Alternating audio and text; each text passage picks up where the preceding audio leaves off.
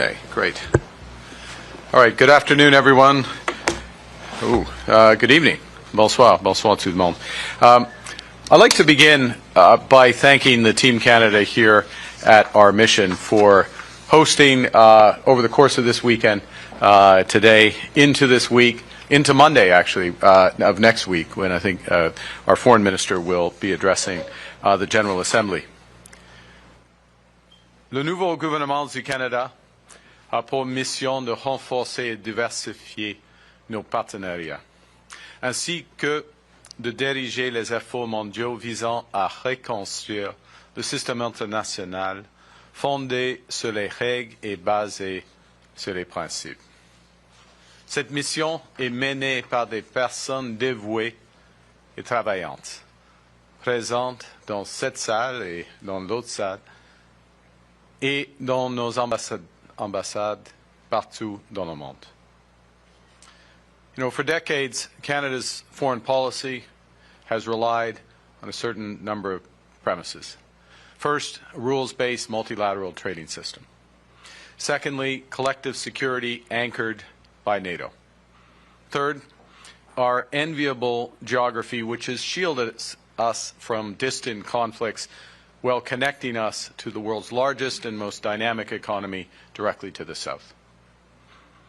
And we also had the expectation that the world would converge over time towards free markets, open societies, and democratic values. But now the world is undergoing a series of fundamental shifts. New technologies have brought distant threats to our door. Power has become multipolar. Authoritarianism is resurgent, and consensus within many democracies, not all, but many democracies, has fractured. These developments are also reducing the effectiveness of global institutions on which middle powers like Canada have long relied. And it's happening fast. This isn't a transition, it's a rupture. Yet, even with that background, after my time here in New York during United Nations High-Level Week, I'm even more certain than ever that in this new era, Canada won't just endure this shift, we will prosper. Nous avons bâti une nouvelle ère, et dans cette ère, le Canada prospérera. And why? Well, first, we have what the world wants. Canada is an energy superpower in both clean and conventional energy. We're amongst the top 5 producers of the world's most important critical minerals. We're a leading developer of artificial intelligence, and we have the world's best talent in quantum and computer science. The second reason is we embody the values to which much, not all, but much of the world aspires. Canada has always been and always will be committed to fundamental human rights, to human dignity, to individual freedom and sustainability. We're a pluralistic society that works. By our very nature, we practice daily collaboration and partnership. Enfin, le Canada a la clarté d'objectifs et la détermination nécessaires pour être à la hauteur de ce moment. Le nouveau gouvernement du Canada répond à ce changement profond avec détermination et avec toute la force requise. We're building our strength at home, diversifying partnerships abroad, and building a new web of connections to pursue our interests and defend those values. And that's what we've been focused on this week in New York. To build a stronger economy, alongside meeting global leaders, I've met with business leaders from around the world to discuss investment in Canada as we accelerate major projects, as we move towards doubling the pace of home building and scaling up our defense spending in ways that build our economy. I underscored Canada's strong and stable business environment, our highly skilled workforce, and our leadership in those emerging areas of AI, quantum, clean energy, clean technology, advanced manufacturing, critical minerals, and digital infrastructure. I outlined our government's new industrial strategy to transform the Canadian economy so it can be resilient to global shocks and help all Canadians to get ahead. I highlighted the recent launch of the Major Projects Office, which will fast-track projects in Canada's national interest. To diversify our trade and security relationships, I met with leaders from Asia, Africa, Europe, Latin America, and the Caribbean, seeking new export markets and new opportunities for Canadians. Tomorrow, the President of Indonesia will visit Ottawa. Our work together will expand Canada's commercial markets in Asia and empower Canadian workers with new opportunities. And on Thursday, I will host the Irish Taoiseach as we continue to deepen our commercial, cultural, and security ties with the EU and its member states. And to build a new resilient web of global connections, we're working with the UN and other partners to find collective solutions to the most pressing challenges the world faces today, from Ukraine to the Middle East. This week, Canada provided over $200 million in new funding to improve global nutrition, address climate change, and reduce poverty. This includes new initiatives with partners in Africa, South America, the Middle East, and the Caribbean. And as part of a collective, coordinated international effort, Canada recognized the State of Palestine. We offered our partnership in building the promise of a peaceful future for both the State of Palestine and the State of Israel. To that end, Canada will also contribute $47 million in new funding to Gaza and West Bank to strengthen judicial systems, governance structures, and democratization efforts. This brings Canada's total contributions and assistance to Gaza and the West Bank to over $400 million, including humanitarian supports, health and recovery efforts, and development aid. In parallel, we continue to pursue, with partners, justice and lasting peace in Ukraine. As co-chair with President Zelensky of the International Coalition for the Return of Ukrainian Children, Canada convened leaders this morning to spotlight the tragedy of Ukrainian children illegally abducted by Russia and to catalyze a stronger international reaction. And finally, as part of Canada's ongoing efforts to stabilize the security situation in Haiti, we're deploying $60 million in new funding. This funding will reinforce the multinational security support mission in Haiti, expand maritime security in the Caribbean, and impede gun and drug trafficking. Ces efforts contribueront à bâtir un monde plus sûr et plus sécuritaire.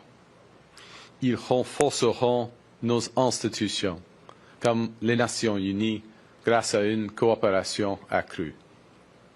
Lorsqu'il y a de la confiance, il y a du potentiel de collaboration. Et avec la collaboration viennent de nouvelles possibilités pour les travailleurs, les entreprises et les industries canadiennes. I'd like to conclude by saying a few words about Bob Rae. Bob is Canada's outgoing ambassador to the United Nations. Bob Rae has represented Canada at the federal, provincial, and now international level for almost 5 decades. I'm sorry, Bob, to bring up that, but almost 5 decades of stellar service. Bob Rae is a stalwart. He's a steady hand because he is always guided by principle. He is so often Canada's voice of conscience and conviction. Recently, Bob and I corresponded on the many daunting challenges facing Canada, the United Nations, and the world. And he reminded me of Leonard Cohen's words in his song Anthem. I quote, "Ring the bells that still can ring, forget your perfect offering. There's a crack in everything. That's where the light gets in." In every moment where there's a crack, where there's a rupture, there is possibility. And it's our responsibility, it's our opportunity as Canada in this moment to find it. And after my visit to the United Nations General Assembly, I can assure Canadians that there is light, there are many possibilities. Look, we know that nostalgia is not a strategy. We can't rebuild the world as it was, but we can build something better. The work we're doing here at the UN is part of the transformation of our economy and our approach to global engagement. Canada is a determined and ambitious nation that is rising to the challenge of these age. It's helping to build a world where prosperity is shared, where security is collective, and where peace is lasting. In this new era, our partners will no longer rely on the strength of our values, but also the value of our strength. And with that, I look forward to taking your questions. Thank you, Prime Minister. We'll now begin with the question portion of this press conference. We'll do one question per journalist. Première question, first question. Hi, Laura Dillon Kane, Bloomberg News. Given that we aligned our China tariff policy with the U.S. and we remain in delicate trade talks with the Trump administration, what realistically can we offer the Chinese government in exchange for some relief on canola tariffs? Could it involve allowing into Canada some greater Chinese investment or products related to the areas you mentioned yesterday, like climate or energy? And further, does your meeting with the Chinese Premier today potentially lay the groundwork for an eventual meeting with Xi Jinping? Well, thanks for the question. As I'm sure you know, but just to underscore, China is Canada's second largest trading partner. It has been for a long time. And there is a very broad range of commercial relationships that already exist and a much larger range of opportunities for both countries in developing the relationship. You mentioned some of them, clean and conventional energy. China, for example, is one of the purchasers of liquefied natural gas in the LNG project, which has just begun shipping gas. I should say LNG 1 because there's a second phase of that potentially. So in conventional energy, but as well in clean energy. That's one example. There are a range of opportunities, obviously, in agriculture and elsewhere. And I would take that as the first point. We can go into more detail if you wish. The second is there is some alignment of tariffs with the United States, and I will highlight particularly in the steel sector, where we've been very clear in the approach that we have taken, and we had an open discussion I did with the Premier and our Chinese colleagues about that and the reasons for that. The fact is that North America has an integrated steel market. Canada has the most open steel market in the world. We contribute to the competitiveness of many American industries, including the auto sector, and that's worth preserving. That's part of the discussions we're having with the Americans, but that is the first best use of Canadian steel and protecting those Canadian jobs, and this government is resolute about doing that. But there are other areas where, as I said, to go back to my first point, where we can expand. We had very constructive set of discussions which built on earlier phone calls, which built on exchanges between our foreign ministers, exchanges between our trade ministers. Those discussions will deepen. I will expect at the appropriate time to be meeting with President Xi Jinping, but continuing this dialogue with the Premier. Thank you. Next question. Judy Trin with CTV News. Prime Minister, should Canada have acted earlier to recognize Palestine? And secondly, if you could clarify a comment that you made during your fireside chat at the Foreign Council. You left open the door for using Canadian soldiers to support peace in Gaza, it appeared. Is that the case? Yeah, thank you, Judy. The first point is that the decision to recognize Palestine, and the first indication that that was likely to happen, was first and foremost triggered by the prospect of a two-state solution, as I'll repeat myself, receding before our eyes. So it was something that was consistent. We've made this point from the start. It's consistent with Canada's policy, two-state policy, that's existed since 1947. Every Canadian government has had a two-state policy. And every Canadian government, ours included, had hoped that that would be the result of a negotiated settlement proceeding in an orderly fashion. But that there was a move and a common understanding, including by the Israeli government, of the desirability, ultimately, of having a free and viable Palestinian state living side by side in peace and security with the State of Israel. You've seen my statement, including at the UN yesterday. I detailed the reasons why that is receding. I can respond if you have a follow-up, but I'll just take that as read. So our decision was triggered by this possibility going away, in violation in part of international law, certainly inconsistent with the right to self-determination and freedom of people and dignity of people. And it was part, as you saw with the announcements in the last few days, of a coordinated effort which is one part of a much bigger set of efforts to try to achieve a lasting peace in the region.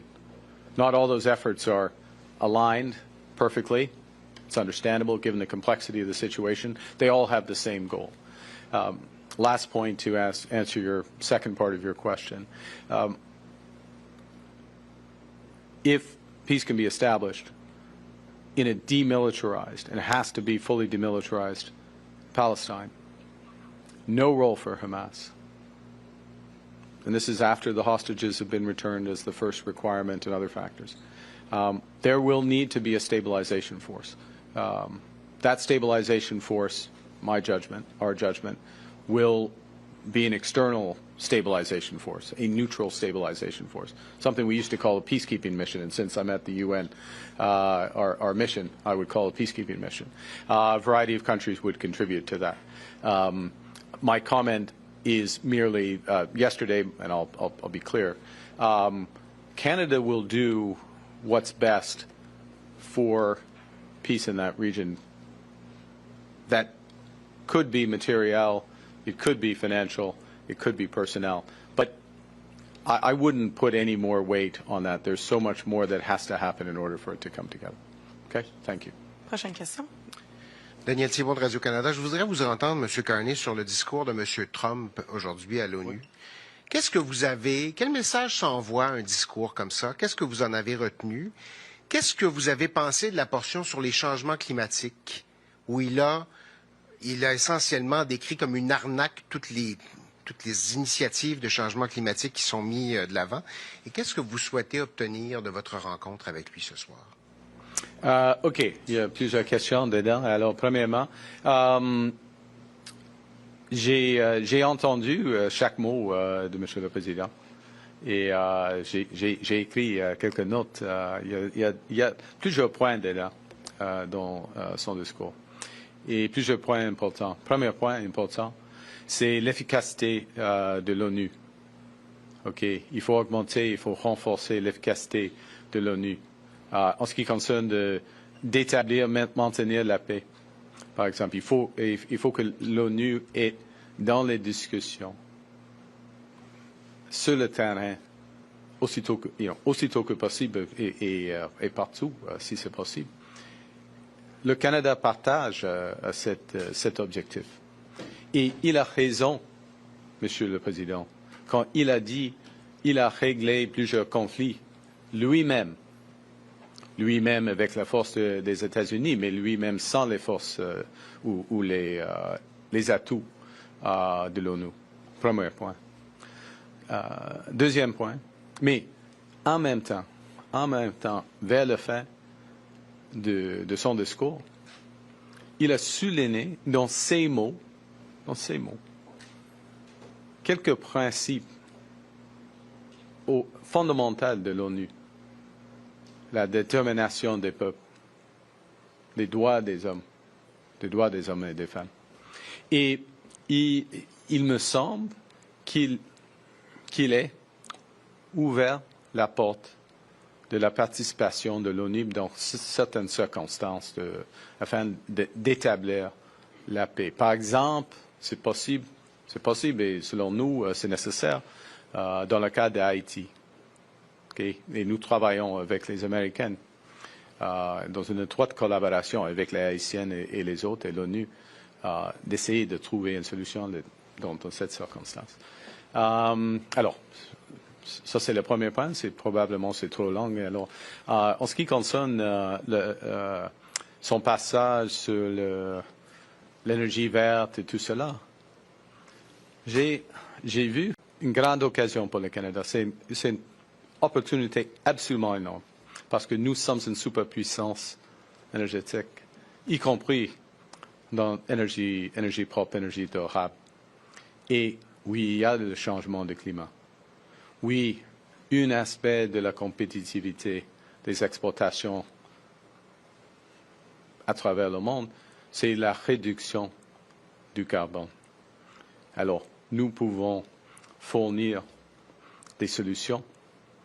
Et si pour le moment, ce n'est pas dans les intérêts des Américains, nous avons de la chance. Merci. Next question. Steve Chase, Globe and Mail.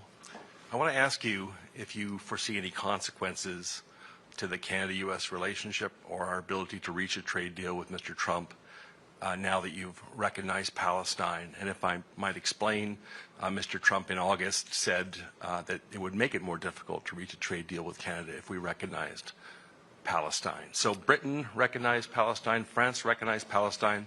They both have trade deals. Britain through itself, France through the EU. They've already secured their deals. How do you justify, do you see any consequences, and how do you justify taking that risk of alienating the United States when we still don't have a trade deal? First of all, Steve, let's be absolutely clear. We have the best trade deal of any country in the world. Right now with the United States, we have 85% plus of our trade is free. We have the lowest tariff of any country in the world. That deal can be better. Both the President Trump, and I agree on that. We have a number of discussions. Our officials have a number of discussions on how that can be potentially structured. A lot of that will roll into this process of the review of what we call CUSMA, which is our agreement. You know this, but for everybody, agreement with the United States and Mexico.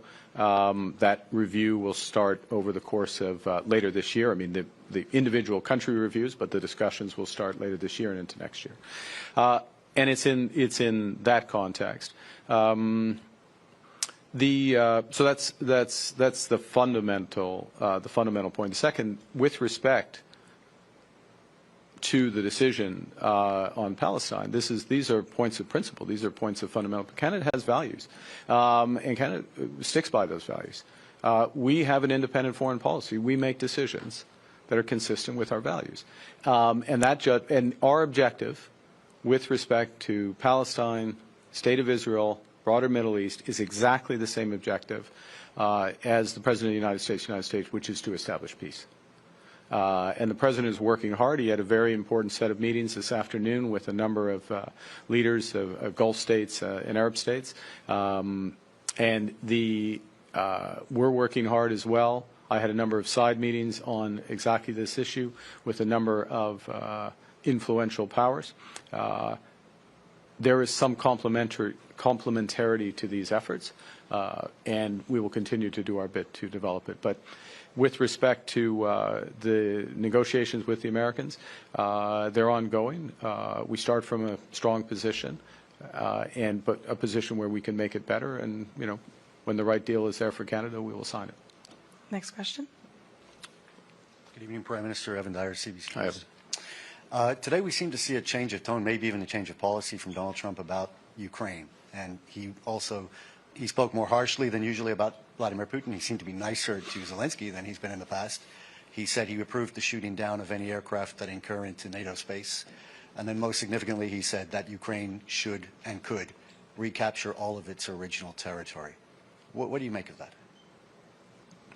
I think you're very perceptive, Evan, in your question. I think it's the President. I shouldn't presume to speak for the President. The President's own words speak for the President.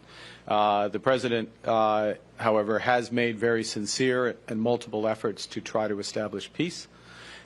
He has used his long-standing relationship with President Putin in those efforts to try to establish peace. And Putin has failed on every occasion, every opportunity to advance at all these. He sent a junior team to Turkey under President Erdogan's sponsorship and President Trump. He played games with having a trilateral meeting. He's intensified the bombardments of Ukraine. He's testing NATO. He's testing NATO multiple countries, multiple times. He's stolen children, and is showing no, of repatriation. And so I understand the president's tone today and his comments today. And from Canada's perspective, I'll finish on this. We are the largest per capita funder of Ukraine, humanitarian support, but also military support. We have been rightly aggressive in terms of our financial sanctions. We are ready to do more.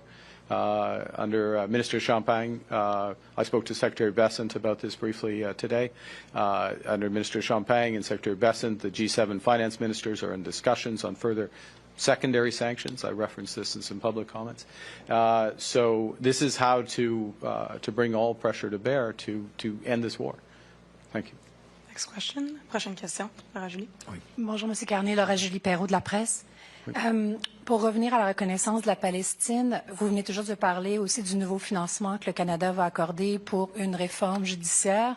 Il y a beaucoup d'organisations de la société civile au Canada qui disent c'est bien beau tout ça, mais d'abord la guerre doit terminer avant. Oui. Quel geste le Canada compte poser pour amener à la fin de la guerre à Gaza?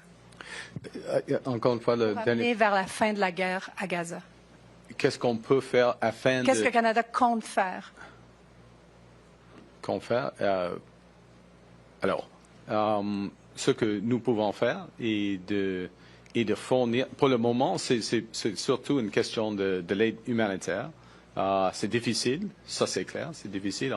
On travaille directement avec nos alliés comme le Jourdain. Mais on doit, dans des circonstances comme cela, c'est une circonstance unique, il faut le dire, mais dans cette circonstance, ce qui est nécessaire, c'est de donner l'espoir, les fonds, le soutien, afin de rétablir les institutions civiles et les institutions judiciaires au Palestine. Juste après la cessation de la guerre. Okay. Next question. Plus ou moins. Kelly? Oui. Yeah. Kelly Malone with the Canadian Press. So Vice Admiral Angus Topshee said in a recent interview with the Canadian Press that the Royal Canadian Navy could support submarines supplied by both companies that are vying for the contract. How seriously is the Canadian government considering whether it would want to purchase a mixed submarine fleet? And do you have any updates on the F-35 report, particularly after the McGuinty meeting this week with Pete Hegseth? A couple of things. One, I want to thank Vice Admiral Topshee for his service. I had the pleasure of spending half a day with him earlier this summer. And this process of procuring submarines is a major decision for the Canadian Navy, for the Canadian Forces, and for the Canadian government. I'm pleased that our new approach has been more efficient. We've shortened the time. We moved more quickly to those two options. And what the Vice Admiral said, apparently in your quotation, which is my understanding, is that both of these options work. Both of these are the Korean option and the German-Norwegian option, if I can put it that way. Both of them fulfill the requirements, the very high requirements for the Canadian Navy. Now, the question is, there's some further technical review that happens, but a lot of the questions then become, and this is going to go to your F-35 question, go to how are they built, where are they built, what are the industrial benefits that also come to Canada from that, and to go to your specific question about would we have a mixed fleet, I can give you as expert answer that I can give you, which is obviously not expert, but there's nothing I see that would suggest that we would have a mixed fleet in submarines. You just get too many efficiencies and economies of having one fleet. I'll give you an example. If, in effect, if you have groups of 4 submarines, you have 3 of them out while you have one of them in dry dock that's being, not refurbished, but just tuned up, and the efficiency of just cycling the same type of submarine through that dry dock that has, the same parts and the same experts. It's just overwhelming. So when the decision is made by the right people, it will be made on the basis of one or the other after deliberation. Now, in terms of the F-35, I'll be quicker on this. It's an incredible aircraft, very strong. One of the determinations, though, of this government in spending is what are the industrial benefits that come alongside meeting our military requirements, and are there ways that we can both meet those military requirements and have greater industrial benefits. And I just want to sort of speak directly to Canadians on this. These are essential parts of securing our borders, protecting Canadians, fulfilling our obligations to our allies. They are also very expensive.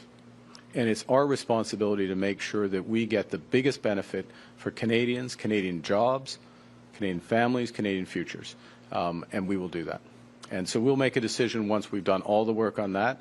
And if I said that was the last thing, but I'm just going to reemphasize one point, is that the way we were making decisions until this government often was, what's the military requirement? If it fulfills the military requirement, we go with that. And you see both in terms of the submarine decision and the F-35 decision, when it comes, will be military requirement plus industrial benefits. How does the entire package benefit our country?